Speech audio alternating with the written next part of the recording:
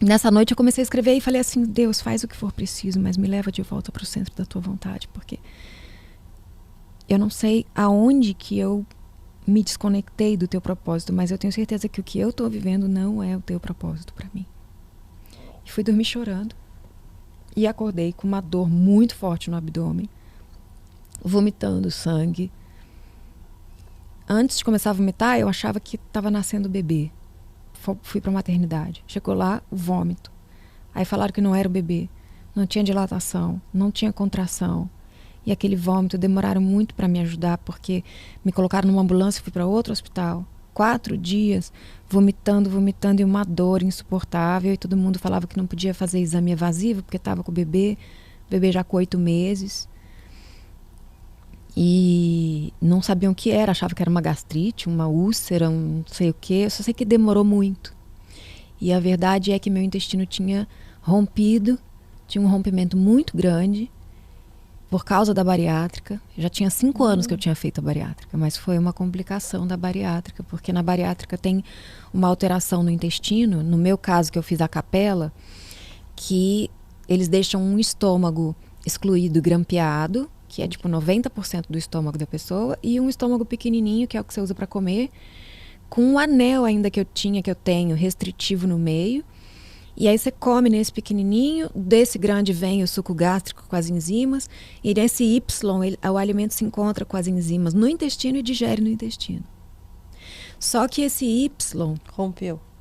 Durante a gestação que o bebê foi crescendo, uma alça foi entrando dentro da outra. Eu não sei que mau jeito que deu ali.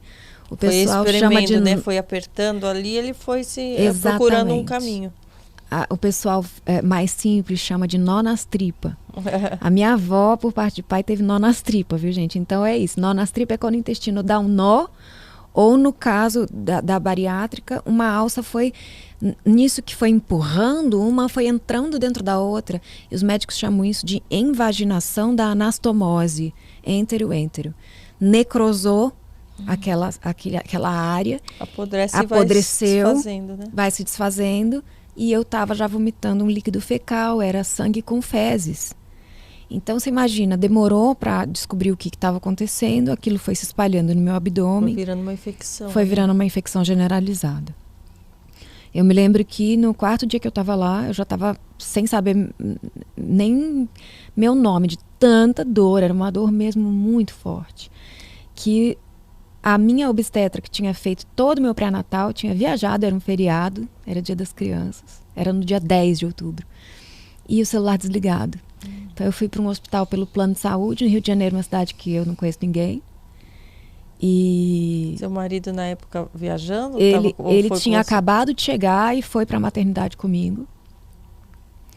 Inclusive chegar desse problemão que eu acabei de contar, que depois eu descobri que deu uma dívida de quase 100 mil reais daquele show.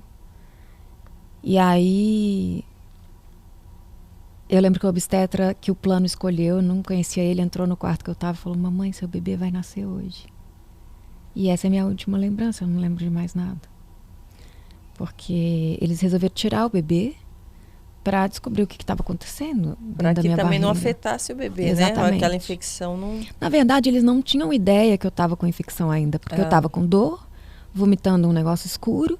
Eles achavam assim, de repente, ela tá com alguma coisa que a gente vai poder investigar quando tirar o bebê, porque aí a gente vai fazer exame, vamos fazer exame de imagem, vamos olhar e tal, sem ter preocupado que tem um bebê dentro. Eles não sabiam que estava tudo rompido lá dentro, com fezes, com sangue, não tinha ideia. Quando tirou o bebê, que eles perceberam. Porque aí o bebê saiu, aquela pressão que o bebê gera diminuiu, e aí que vazou tudo mesmo e meu corpo entrou em choque. Aí eu tive um choque séptico, comecei a perder sinais. E aí foi para a mesa de cirurgia de novo e foram lavando, descobriram que tinha metros de intestino que já estava necrosado. Tiraram isso, jogaram fora, reconstruíram o intestino, só que tinha fezes em todos os órgãos já. Então, inclusive o médico que me abriu hoje é muito meu amigo. E foi ele que me contou como que foi essa cirurgia, o caos do anestesista. Falou: olha, eu não estou conseguindo mais segurar, ela está sem sinais, não dá para lavar mais. Ele disse que usou 10 litros de soro para lavar, mas que não foi suficiente. E teve que fechar a barriga daquele jeito. E aí, quando ele foi para falar com a minha família estava assim, achando que era uma úlcera, né? Uma coisinha boba. Uma coisa assim, E aí ele chegou para minha mãe. Minha mãe tinha chegado, tinha uma semana para acompanhar o parto. E aí, fora que essas coisas todas que eu passava, eu não contava para minha mãe. Sim. Ela não tinha a menor ideia que eu vivia aquele caos. Uhum. Eu não queria ouvir bem que eu te avisei. E, enfim, ele disse, olha, a Bianca teve uma infecção generalizada. É muito grave, uma septicemia mesmo, séria. E a gente não conseguiu limpar tudo. A gente teve que fechar. Isso significa que o organismo dela ainda vai inflamar. Ela vai piorar. E a gente vai dar 48 horas para saber o que vai acontecer, mas a gente não tem expectativa de sobrevivência. E aí foi quando começou toda essa história de morte, que vai chegar no divórcio, você vai entender. Porque nesse momento, você sabe que hoje que eu trabalho, né, eu me especializei, depois que eu fui estudar teologia, anos depois, eu fiz pós-graduação nessa área de espiritualidade e saúde, né? Porque eu entendi que existe cura espiritual, que existe milagre. Através do que eu vivi, eu entendi isso. Queria aprender mais sobre isso. E depois estendi isso para pós-graduação na área de psicologia e psicanálise. E conheci muitos profissionais que, inclusive, afirmam que o nosso corpo fala, né? E que muito desse caos que aconteceu na minha digestão tem a ver com uma explosão de sentimentos que eu não dizia, que eu não falava, que ninguém sabia, de coisas que eu cheguei num estado assim de não aguentar, que o meu corpo reagiu. Então, inclusive na época eu tinha alguns amigos, que são meus amigos até hoje, que trabalham com a psicossomática e com a fé também. E eles foram no hospital, eu em coma, e eles discerniram, eles sentiram que tinha muito de emoção ali dentro de mim, da minha barriga. E eles ficavam orando e conversando comigo enquanto eu estava em coma, e eles falavam assim, e olha que interessante, meu coma durou 2 meses, depois mais 2 meses lúcida, mas também sem movimento, com falência múltipla de órgãos. Mas eu sonhava que eu estava perdoando as pessoas todas que já tinham me ferido na minha vida, desde a minha infância. Porque eles ficavam conversando comigo ali e dizendo, olha, eu sou agora tal pessoa, por exemplo, eu sou seu pai. E eu tô aqui te abraçando, fazia tipo uma dinâmica, me perdoa. E eles me contam que eu em coma começava a fazer expressão de choro, de angústia. Olha. E no sonho que eu estava tendo durante o coma, eu estava perdoando aquelas pessoas. Ou seja, eu estava sendo curada por dentro para depois meu organismo reagir. Mas a ciência não sabe explicar como que eu tô viva. Porque o quadro foi se agravando, passaram aquelas 48 horas, eu entrei num estado de anasarca, fui para 150 quilos, fiquei enorme. Começou a sair um líquido purulento de todo o meu corpo, do nariz, da orelha. Eu comecei a ficar com o olho amarelo, perder a minha cor, ficando marrom. Parecia que eu estava... Quem me olhava, as fotos que a gente tem, se você quiser colocar aqui, você pode colocar enquanto eu estou contando essa história, porque eu acho que contra fotos não há argumentos. E eu fiquei muito desfigurada. E o médico chamou e disse, parou o coração, a gente está dando noradrenalina. Parou o pulmão, ela teve falência mesmo cardiovascular, cardiorrespiratória. Ela vai para o respirador, fizeram uma traqueostomia. Naquela época eu era cantora, tinha feito 2 faculdades de música.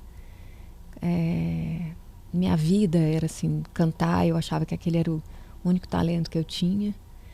E encurtou minha laringe, atrofiou minha prega vocal, minha voz não era assim rouca e grave. Eu era sopraníssima, minha voz era bem fina, até para falar, era muito diferente.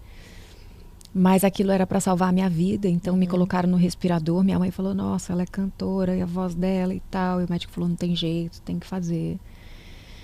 E começou a hemodiálise 24 horas, porque aí parou meu rim. Eu sei que em 15 dias eu estava com falência múltipla de órgãos. E quando eles realmente puderam falar, olha, parou tudo, eles falaram, olha, não tem na literatura médica uma pessoa que teve falência de todos os órgãos e sobreviveu. Porque os órgãos, eles não voltam. Parou. Tava não tudo tem com remédio para aparelho? dar, tava tudo ligado nos aparelhos. Então eu tava no respirador o tempo todo. Hemodiálise era também full time, porque meu rim parou total. Foi falência anúrica mesmo, assim, zero, sem urinar. Fiquei 4 meses e meio sem urinar. O Conselho Mundial de Nefrologia fala que rins parados há 2 meses nunca mais voltam. Ou você transplanta ou acabou. Pulmão, 4 meses sem nenhuma atividade, totalmente dependente de máquina. Começou a dar um problema no meu sangue, ele não coagulava, começou a campanha de doação de sangue. E nisso, quando ele deu 48 horas, ele falou assim, como que passou 48 horas, os órgãos dela pararam e ela não foi a óbito? Ninguém entendia. Só que eu era membro de uma igreja no Rio de Janeiro, a Igreja Batista Central da Barra. E a minha amiga recente lá do Rio, a Fernanda Brum, era minha pastora, minha conselheira. E ela é uma pessoa de muita fé e ela começou a movimentar um relógio de oração na internet. E isso começou, era muita gente orando, eu lembro que tinha um blog que tinha acho que 30 mil pessoas que foram lá e tinha assim, você escolhia um horário do dia para você orar, 5, 10 minutos. Isso viralizou, tinha gente que nunca tinha ouvido falar de mim, nunca me viu na vida, mas as pessoas sabiam que tinha um bebezinho recém-nascido, com a mãe praticamente morta. Essa mãe era jovem, era um primeiro filho. E as pessoas se comoviam. Eu acho que o Espírito Santo comovia essas pessoas, porque até hoje, eu tenho amigos hoje que eram do relógio de oração, que depois eu fui querer saber quem eram as pessoas. E a pessoa falou assim pra mim, Bianca, eu acordava de madrugada com uma voz falando pra mim assim, ora por aquela moça da internet. E eu levantava 4 da manhã, ajoelhava, parecia que eu estava orando por uma pessoa da minha família, eu chorava, eu sentia, eu clamava, e assim, eu já ouvi muitos relatos desses. Para mim, Deus estava querendo me curar através da oração das pessoas, então ele fazia as pessoas orarem, e foram 4 meses de oração ininterrupta. E hoje, pelo menos a equipe que me acompanhou e outras que tiveram acesso, porque hoje virou um estudo de caso importante, sabem que a oração tem poder para curar. E eu sou a prova viva disso. Porque não ia a óbito. Como que não vai a óbito? E eu lembro que os pastores iam na UTI e falavam, em nome de Jesus, eu repreendo o espírito de morte. Talvez você que está me ouvindo não sabe que existe um espírito da morte que age recolhendo a pessoa quando ela morre. Mas existe um nome que está acima de todo nome e que tem toda a autoridade nos céus e na terra, e esse nome é o nome de Jesus. E as pessoas certas que têm conhecimento a respeito disso foram até a UTI e disseram, eu proíbo o espírito de morte de buscar a Bianca. Ela não vai morrer. Nós estamos determinando isso com a autoridade do nome de Jesus, não o nosso. E desde o dia que fizeram essa oração, não morriam pessoas na UTI. Uau! Eu estava na ala de pacientes terminais. Já tinha passado por 300 transfusões de sangue. Foi a maior campanha de doação de sangue do Rio de Janeiro. E tudo isso com os meus amigos movimentando. Gente, vamos doar sangue, vamos doar sangue. Era toda semana. Como eu morei a maior parte da vida em São Paulo, meus amigos enchiam uma van, iam pro Rio só para doar sangue para mim. E aquela coisa, o médico dava 24 horas todo dia. Era muito complicado. Foram muitas cirurgias, abrindo o abdômen, lavando de novo. E nessas aberturas eu tive um acúmulo de líquido muito grande no pulmão, tive que operar o pulmão. E na cirurgia contraí a KPC, que é uma superbactéria multiresistente, que não tem cura. E na época era uma bactéria nova, tinha até saído um especial no Fantástico sobre essa bactéria. E na mesma semana eu contraí essa bactéria. Então, eu já estava com falência de todos os órgãos, já estava com uma peritonite crônica, que é essa infecção na parede do abdômen muito grave, já estava com os órgãos parados e agora eu estava com a KPC. Então, era uma quantidade de antibiótico enorme, que o próprio antibiótico, se você coloca uma quantidade muito grande de antibióticos pesados, ele próprio vai deteriorando o organismo. Por isso que os órgãos vão parando. Quando tem uma sepse e você vai com um antibiótico muito agressivo, ele é tão agressivo que os órgãos vão parando de funcionar.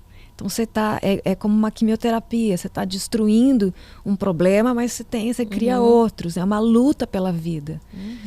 E naquela guerra a gente ia vencendo pela oração. E hoje eu tenho os relatos, eu escrevi um livro chamado A História de um Milagre, né? Foi com esse livro que eu cheguei que eu comecei a minha história, né, escrevendo que eu nunca imaginei que eu ia ser escritora. Hoje eu tenho 1 milhão de cópias vendidas, assim, de forma, ao meu ver, assim, sobrenatural, porque eu não me preparei para ser uma escritora, mas a partir do momento que, quando Deus me curou e eu vi que eu nunca mais ia cantar, eu falei, Senhor, como é que eu vou contar o que o Senhor fez por mim? Ele disse, escreve. E foi quando eu comecei a escrever, e falei, mas eu não sei escrever. Ele falou, eu vou escrever através de você. Não sabia que minha voz ia voltar depois de anos, né?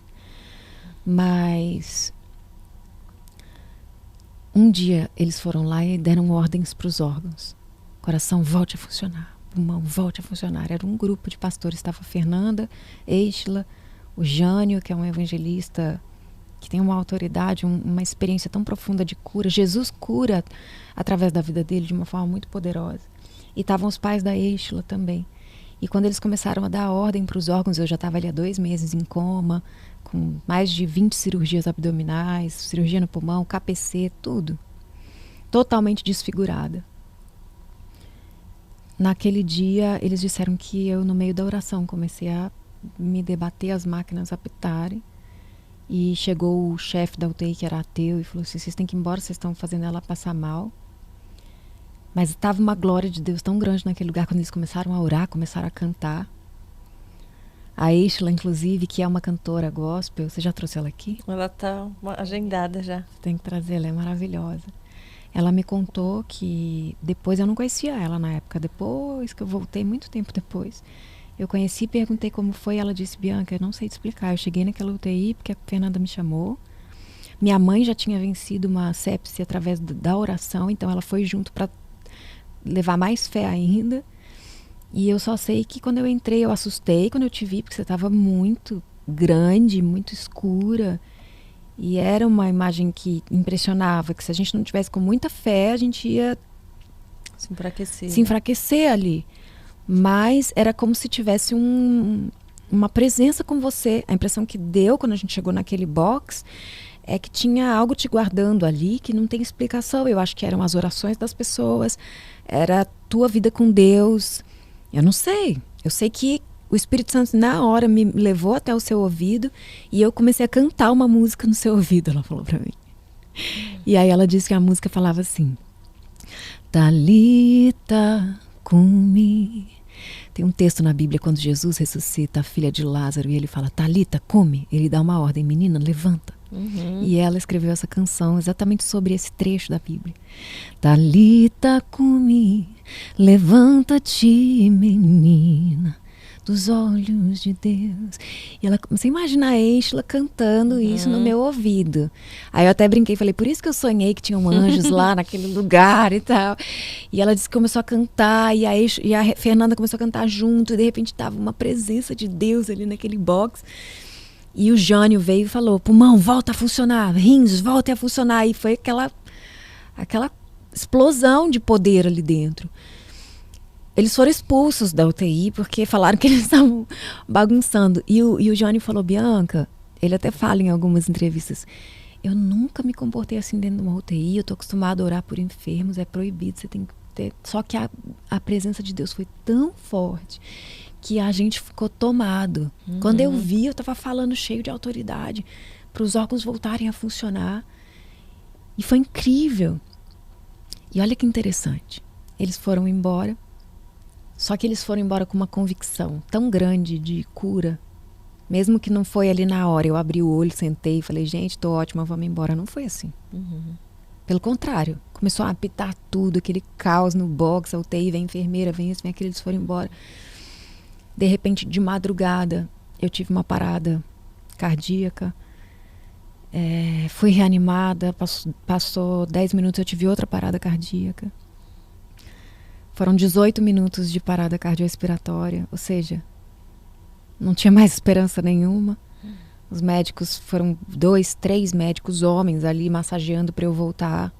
Depois eles me disseram pessoalmente, Bianca, a gente não sabe como a gente não quebrou uma costela sua, porque 18 minutos quase 20 minutos massageando. A gente não sabe nem se foi mais, porque a gente perdeu a noção do tempo que a gente ficou ali massageando e você não voltava, e a gente se questionava, será que vale a pena trazer de volta? Ela não tem nenhum órgão funcionando, ela está aqui há meses nesse estado, ela não tem probabilidade de voltar a ter uma vida normal, ela já perdeu massa muscular, eu já estava com uma miopatia multifatorial aguda, que é uma perda de massa muscular total, assim, tava pele e osso. Ela não vai recuperar movimento, ela não vai andar de novo, ela não vai falar de novo, ela já perdeu tudo. E eles massageando e falando, vale a pena continuar aqui massageando? Uhum. E o meu médico disse que na hora que eles cansaram, olhou um para cara do outro e falou, gente, vamos parar. 20 minutos. Que eles viraram assim e tiraram a mão. A máquina começou. Pi, pi, pi. Sabe, Deus, às vezes ele faz questão De mostrar que é de ele. mostrar que é ele que vai fazer.